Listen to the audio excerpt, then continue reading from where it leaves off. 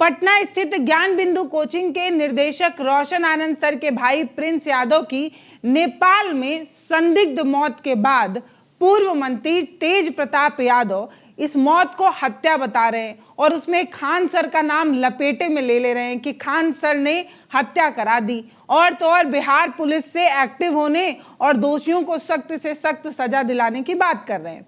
अब अपना नाम घसीटे जाने के बाद खान सर सामने आ गए हैं और उन्होंने एक वीडियो जारी किया है।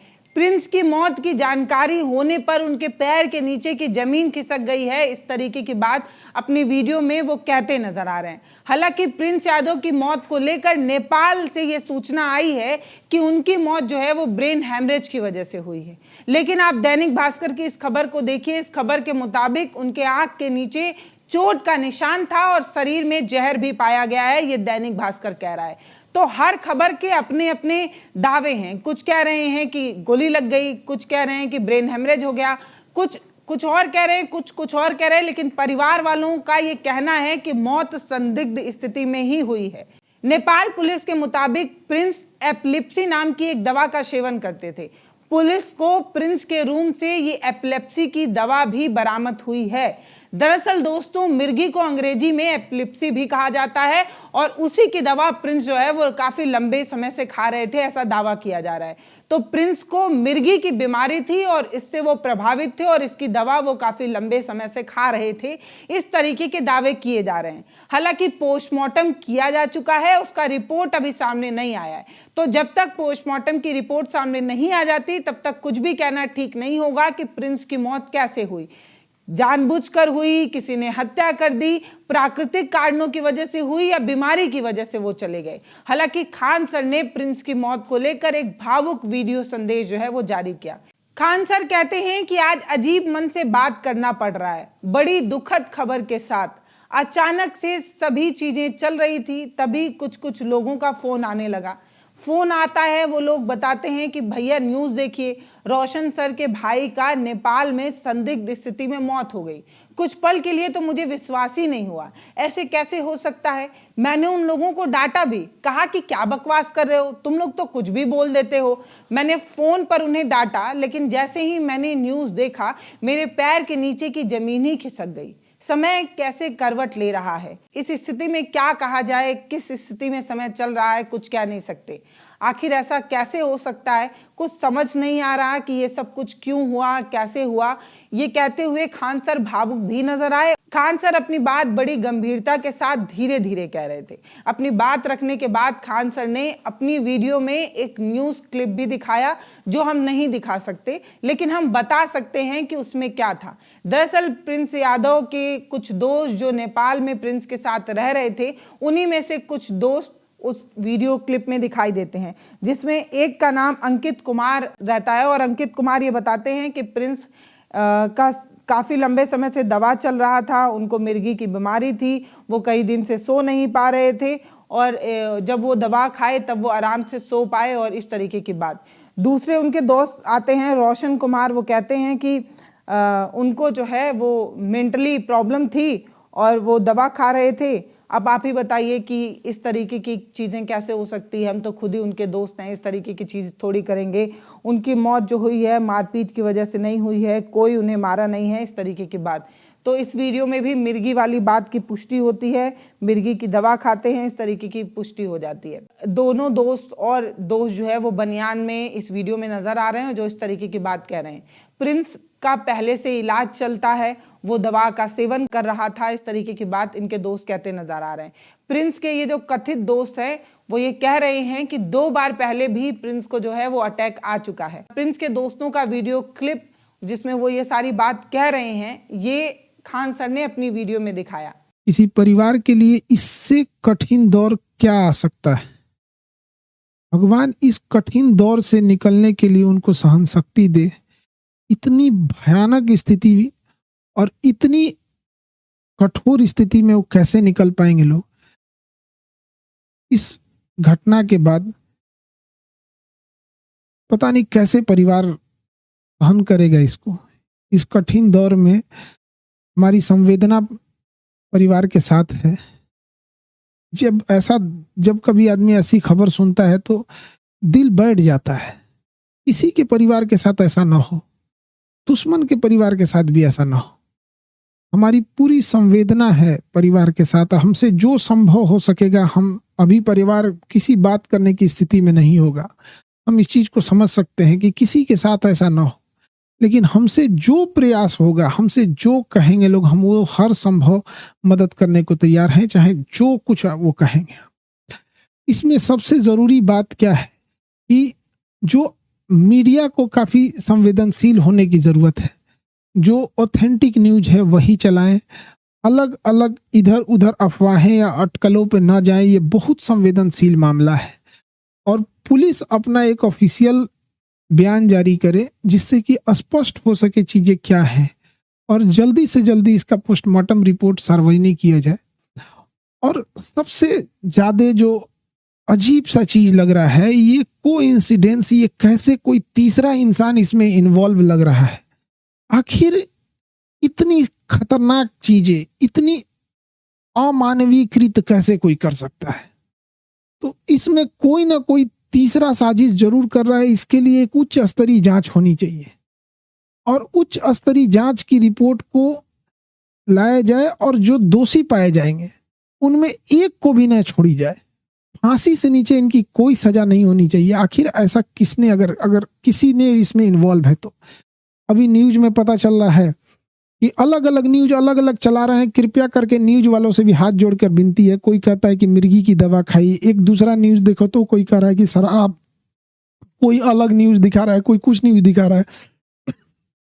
तो कृपया न्यूज वाले ऑथेंटिक चीजों को दर्शाओ। किसी की जान गई है, क्या मिर्गी की दवा कहाँ से थी, कहाँ से लाया गया, इसकी जांच पुलिस सार्वजनिक करे इस मामले को। और जो न्यूज में चल रहा है कि 5 लोगों को हिरासत में लिया गया है, सबसे जरूरी चीज है कि उन 5 लोग कौन कौन से थे, वो उनको नाम सार्वजनिक किया जाए। उनकी भी जांच होनी चाहिए कि वो आखिर कौन थे। दोस्त के रूप में कोई और तो नहीं था।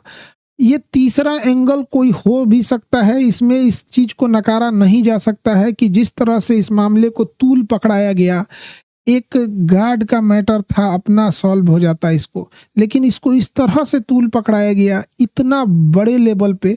और इधर ये जब ये घटना सामने आती है तो कुछ समझ में नहीं आता है क्या करें आप।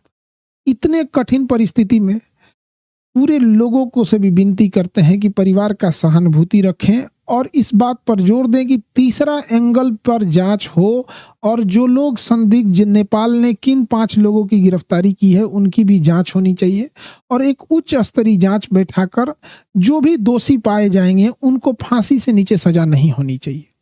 देखिए, जो इंसान अब पुण्य आत्मा अब दुनिया से चली गई, भगवान उनको शांति दे, लेकिन यदि इसमें जो इन्वॉल्व है उसको पुलिस पकड़ लेती है या उच्च स्तरीय जांच में आती है तो कहीं ना कहीं ये उचित रहेगा।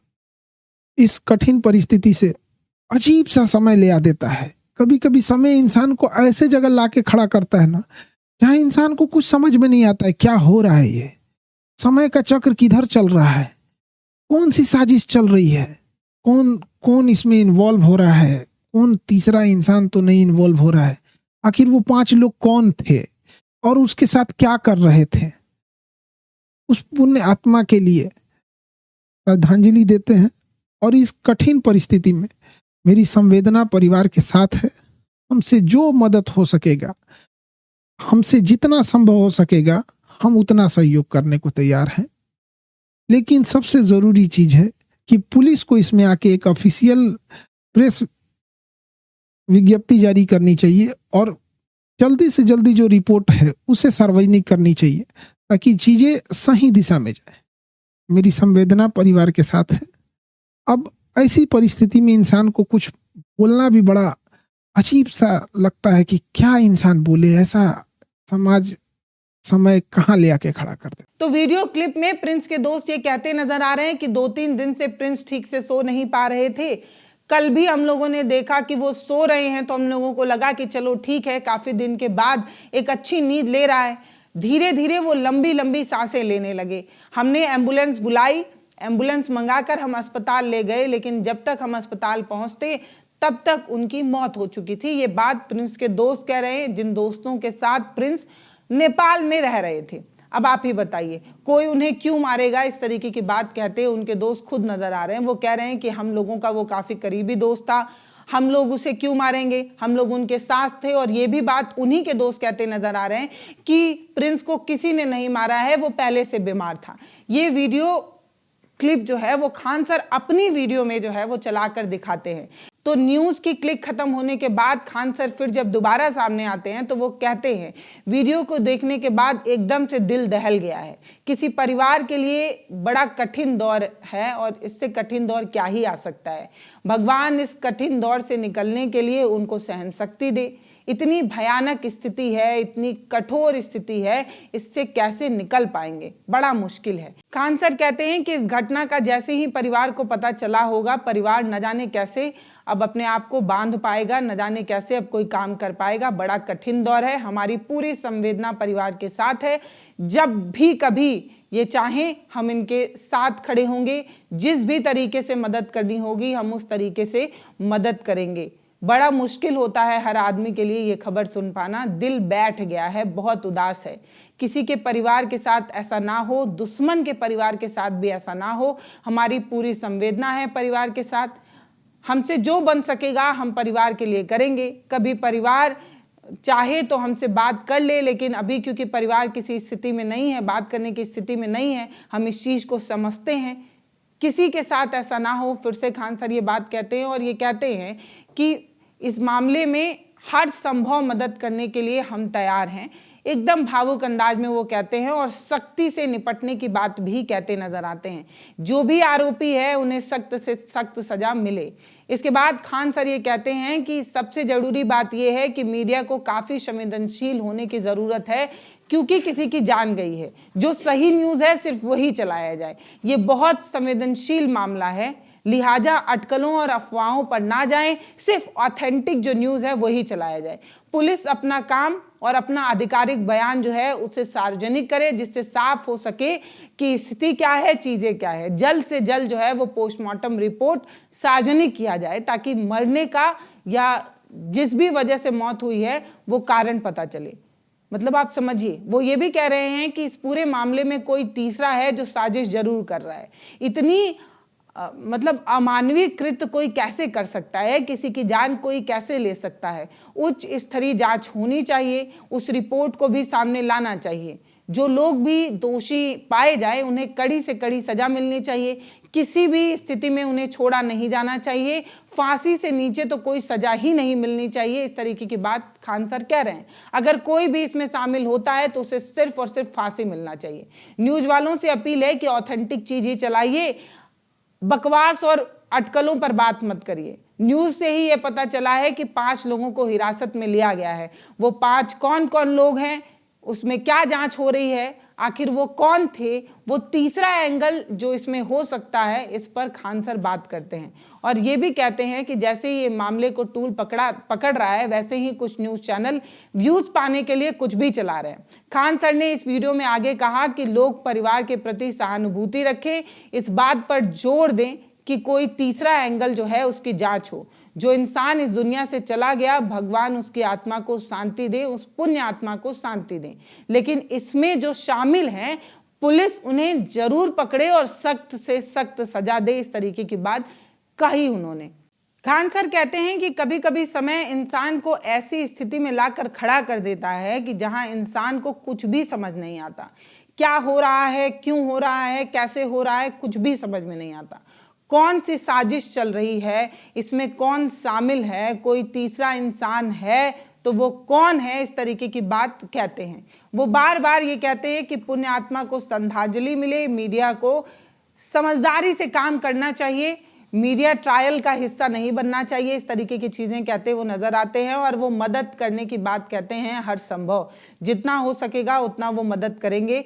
पुलिस को जल्द से जल्द अपना आधिकारिक बयान जो है वो पब्लिक प्लेटफॉर्म में रख देना चाहिए। इस तरीके की बात खान सर कह रहे हैं। अब आप सभी को तो ये बात पता ही है कि जैसे ही प्रिंस यादव की मौत की बात न्यूज़ चैनलों के माध्यम से सामने आई, वैसे ही एक तबका या सोशल मीडिया का एक धड़ा खान सर को जिम्मेदार ठहराने लगा। क्योंकि आप सभी को पता ही है कि हालिया विवाद में प्रिंस यादव का नाम इस केस से जुड़ा हुआ था। आप सभी को पता ही है कि जिस तरीके से खान सर के कोचिंग सेंटर पर मारपीट, पोस्टर फाड़ने वाली बयान आया था, जिसमें उनके जो बड़े भाई हैं रोशन आनंद, वो भी जेल में थे, जिन्हें अभी आज खबर ये आई है कि उन्हें कोर्ट की तरफ से बेल भी मिल चुकी है और वो गांव पहुंच रहे हैं, अंतिम संस्कार में शामिल भी हो सकते हैं।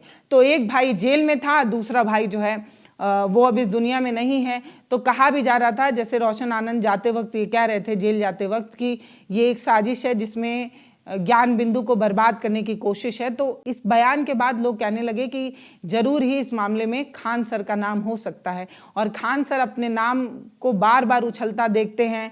तेज प्रताप यादव इसे हत्या बताते हैं। उसके बाद खान सर सफाई में एक वीडियो जो है वो जारी करते हैं। ये वीडियो सफाई वाला इसलिए नजर आता है क्योंकि इस वीडियो में न्यूज़ चैनल की वो बाइट है जिसमें प्रिंस यादव के दोस्त नजर आ रहे हैं, जिसमें वो बार बार कह रहे हैं कि किसी ने प्रिंस की हत्या नहीं की है, प्रिंस खुद ही बीमार थे। इस तरीके की क्लिप लगाते हुए खान सर सफाई देते हुए कहते हैं कि इसमें उनका कोई हाथ नहीं है, कोई तीसरा जरूर इस मौके पर चौका मार रहा है।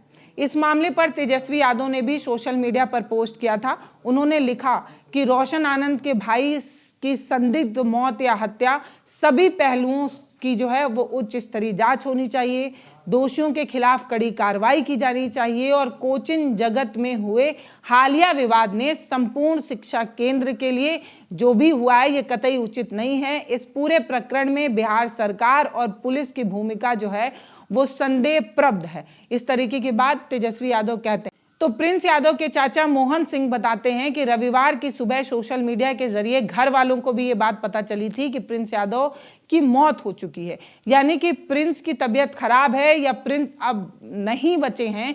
ये बात प्रिंस यादव के दोस्तों ने नहीं बताई, बल्कि खुद न्यूज़ चैनलों के माध्यम से ये बात प्रिंस यादव की मौत की बात जो है वो परिवार वालों को पता चली, जो थोड़ा सा अजीब लगता है कि अगर प्रिंस की तबीयत खराब थी तो परिवार वालों को इस बात की जानकारी देनी चाहिए थी, अगर प्रिंस के दोस्त के साथ प्रिंस वहां पर थे।